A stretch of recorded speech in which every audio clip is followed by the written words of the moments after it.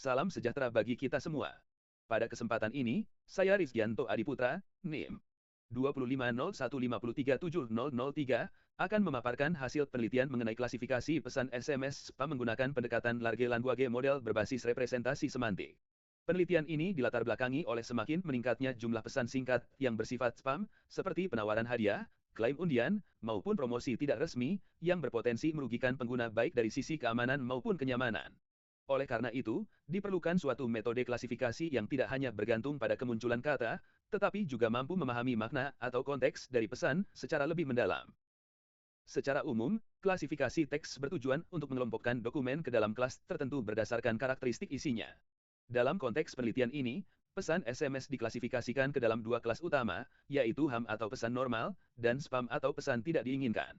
Pendekatan yang digunakan tidak lagi mengandalkan fitur statistik berbasis frekuensi kata semata, melainkan memanfaatkan representasi semantik berbasis model bahasa berarsitektur transformer, sehingga setiap pesan direpresentasikan sebagai vektor numerik yang mencerminkan makna keseluruhan pesan. Dataset yang digunakan dalam penelitian ini adalah SMS Spam Collection yang diperoleh dari Uchi Machine Learning Repository. Dataset ini berisi ribuan pesan SMS berbahasa Inggris yang telah diberi label HAM dan spam. Setiap pesan kemudian melalui tahap prapengolahan teks yang meliputi proses lower chasing, penghapusan angka dan tanda baca, penghapusan stop words, serta proses stemming. Tahapan ini bertujuan untuk mengurangi noise dan menormalkan bentuk kata, sehingga representasi teks menjadi lebih konsisten sebelum diproses lebih lanjut. Setelah tahap prapengolahan, penelitian ini memanfaatkan SentenceBird, yaitu model bahasa pralatif berbasis transformer yang mampu menghasilkan embedding atau vektor representasi kalimat secara semantik. Berbeda dengan pendekatan TF-IDF yang memandang kata secara independen, SentenceBird menangkap hubungan antar kata dalam satu kalimat, sehingga dua pesan dengan struktur kata berbeda tetapi memiliki makna serupa akan direpresentasikan lebih dekat di ruang vektor. Proses ini menghasilkan representasi numerik berdimensi tetap untuk setiap pesan SMS. Embedding yang dihasilkan kemudian digunakan sebagai masukan ke dalam model klasifikasi logistik regression. Pemilihan algoritma ini didasarkan pada kemampuannya yang stabil dalam menangani data berdimensi tinggi serta interpretabilitasnya yang baik dalam konteks klasifikasi biner. Dataset dibagi ke dalam data latih dan data uji dengan perbandingan 75% dan 25%, serta menggunakan teknik stratifikasi untuk menjaga proporsi kelas HAM dan spam tetap seimbang.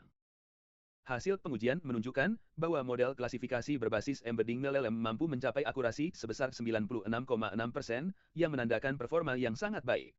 Berdasarkan Confusion Matrix dan Classification Report, model menunjukkan kemampuan yang sangat tinggi dalam mengklasifikasikan pesan HAM, dengan nilai precision dan recal mendekati sempurna.